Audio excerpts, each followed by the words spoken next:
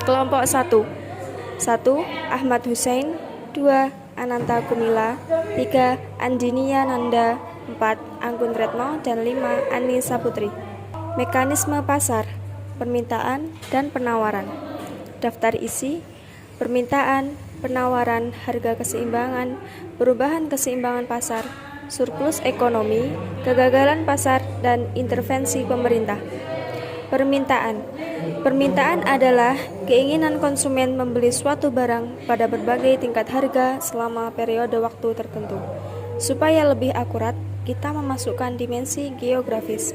Sebagai contoh, ketika berbicara tentang permintaan pakaian di Jakarta, kita berbicara tentang berapa jumlah pakaian yang akan dibeli pada berbagai tingkat harga dalam suatu periode waktu tertentu, per bulan atau per tahun di Jakarta. A. Faktor-faktor yang mempengaruhi permintaan. Terdapat beberapa faktor yang dapat mempengaruhi permintaan suatu barang, yaitu 1. Harga barang itu sendiri. 2. Harga barang lain yang terkait. 3. Tingkat pendapatan per kapita. 4. Selera atau kebiasaan. 5. Jumlah penduduk. 6. Perkiraan harga di masa mendatang. 7. Distribusi pendapatan. Dan 8. Usaha-usaha produsen meningkatkan pendapatan. B. Fungsi permintaan. Fungsi permintaan adalah permintaan yang dinyatakan dalam hubungan matematis dengan faktor-faktor yang mempengaruhinya. Dengan fungsi permintaan, maka kita dapat mengetahui hubungan antara variabel tidak bebas dan variabel bebas. Skedul dan kurva permintaan. Skedul permintaan adalah daftar hubungan antara harga suatu barang dengan jumlah barang tersebut yang diminta. HID sama dengan 100 dikurang 10P, di mana HID adalah permintaan beras dalam ribu ton. P. Harga per kilogram dalam rupiah. D. Perubahan jumlah yang diminta dan perubahan permintaan. Perubahan permintaan terjadi karena dua sebab utama, yaitu perubahan harga dan perubahan faktor ceteris paribus. Misalnya, pendapatan, selera, dan sebagainya, dalam kurung faktor non-harga. Perubahan harga menyebabkan perubahan jumlah barang yang diminta, tetapi perubahan itu hanya terjadi dalam suatu kurva yang sama.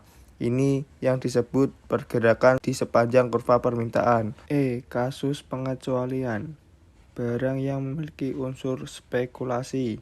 Sebagai contoh, emas, saham, tanah, dalam kurung di kota. Barang-barang itu dapat menyebabkan orang akan menambah pembeliannya pada saat harganya naik karena ada unsur spekulasi. Barang prestis. Barang-barang yang dapat menambah prestis seseorang yang memilikinya umumnya berharga mahal sekali. Kalau barang tersebut naik harganya, boleh jadi menyebabkan jumlah permintaan barang itu meningkat, karena bagi orang yang membeli berarti gengsinya naik. Sebagai contoh, mobil mewah. Barang given. Untuk barang given, apabila harganya turun menyebabkan jumlah barang yang diminta akan berkurang. Apabila suatu barang harganya turun, maka pendapatan nyata konsumen bertambah. Pendapatan nyata atau real adalah pendapatan yang berdasarkan daya beli, artinya sudah memperhitungkan faktor kenaikan atau penurunan harga. Pendapatan yang belum memperhatikan faktor perubahan harga dinamakan pendapatan nominal. Penawaran. Penawaran adalah jumlah barang yang produsen ingin tawarkan dalam kurung jual pada berbagai tingkat harga selama satu periode tertentu. A. Faktor-faktor yang mempengaruhi penawaran. Ada beberapa faktor yang dapat mempengaruhi penawaran suatu barang, yaitu 1. Harga barang itu sendiri. 2. Harga barang lain yang terkait. 3. Harga barang produksi. 4. Biaya produksi. 5. Teknologi produksi. 6. Jumlah pedagang atau penjual. 7. Tujuan perusahaan. 8. Kebijakan pemerintah. B. Fungsi penawaran. Fungsi penawaran adalah penawaran yang dinyatakan dalam hubungan matematis dengan faktor-faktor yang mempengaruhinya. Penjelasan tersebut dapat ditulis dalam bentuk persamaan matematis yang menjelaskan hubungan antara tingkat penawaran dengan faktor-faktor yang mempengaruhi penawaran. C. Kasus pengecualian. Kadang-kadang kita temui pula adanya kurva penawaran yang mempunyai kemiringan atau slope negatif. Harga keseimbangan adalah harga di mana baik konsumen maupun produsen sama-sama tidak menambah atau mengurangi jumlah yang dikonsumsi dan dijual. Permintaan sama dengan penawaran. Jika harga di bawah keseimbangan, terjadi kelebihan permintaan, sebab permintaan akan meningkat dan penawaran menjadi berkurang. Sebaliknya, jika harga melebihi harga keseimbangan, terjadi kelebihan penawaran. Jumlah penawaran meningkat, jumlah permintaan menurun. Perubahan keseimbangan pasar. Perubahan keseimbangan pasar terjadi bila ada perubahan di sisi permintaan atau penawaran. Jika faktor yang menyebabkan perubahan adalah harga, keseimbangan akan kembali ke titik awal. Akan tetapi, jika perubahan adalah faktor-faktor ceteris paribus seperti teknologi untuk sisi penawaran atau pendapatan untuk sisi permintaan, keseimbangan tidak dapat kembali ke titik awal. Surplus ekonomi.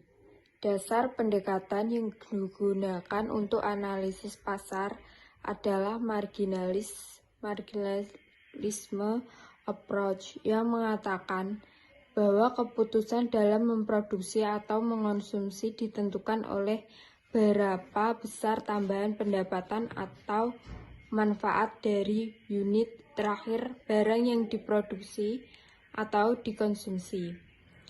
Konsekuensinya dari pemikiran ini, bagi produsen adalah dia tidak menetapkan harga yang sama untuk setiap jumlah penjualan. Kegagalan pasar. Pasar dapat menjadi alokasi sumber daya yang efisien bila asumsi-asumsinya terpenuhi, antara lain pelaku bersifat rasional, memiliki informasi sempurna, pasar berbentuk persaingan sempurna, dan barang bersifat privat.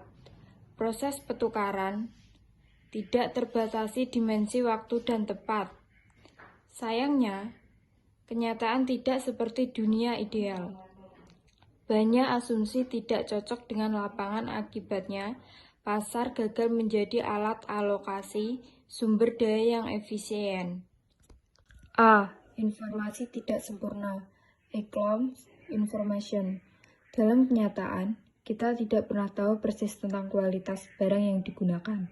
Contoh, ketika membeli mobil bekas, dengan menyewa montir mobil yang ahli mesin yang dapat dipercaya. B.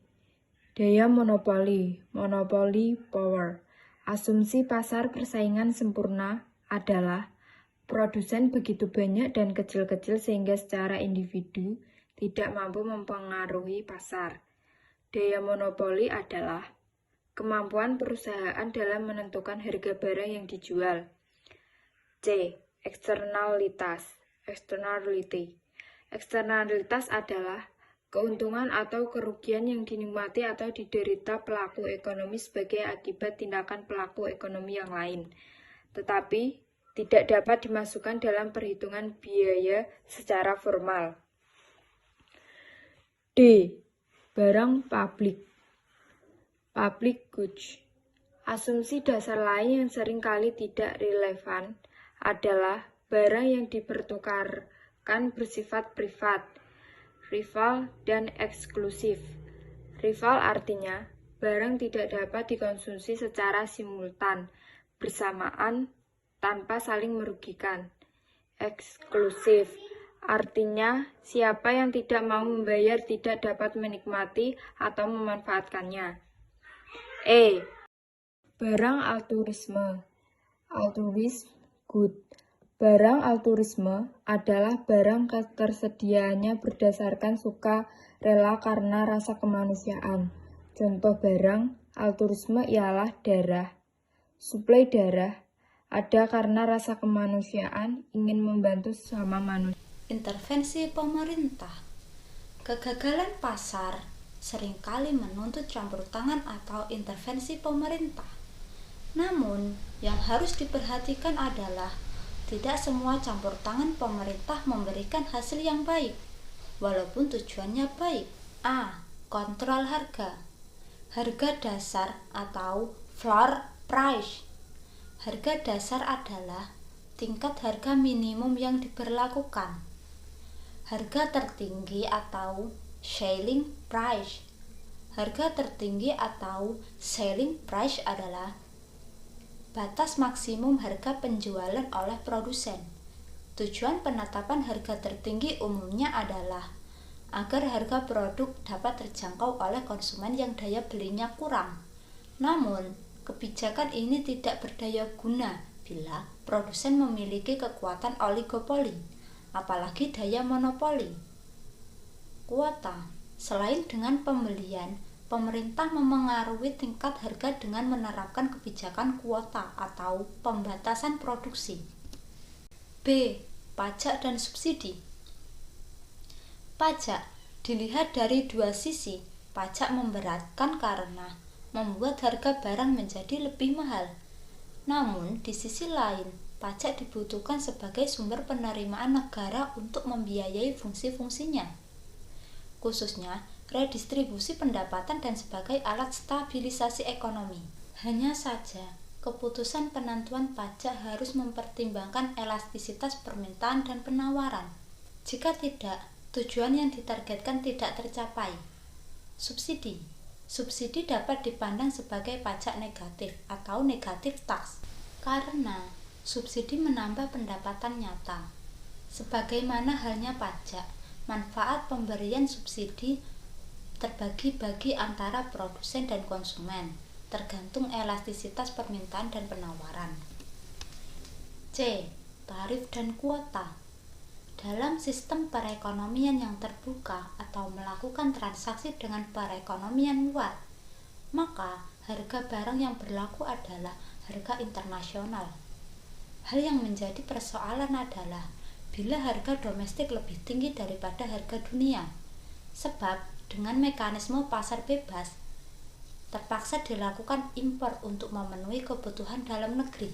Walaupun dari sudut konsumen hal ini menguntungkan, tetapi demi melindungi industri dalam negeri, pemerintah menempuh kebijakan protektif dengan memberlakukan tarif atau pajak impor dan kuota impor atau pembatasan jumlah impor. Thank you.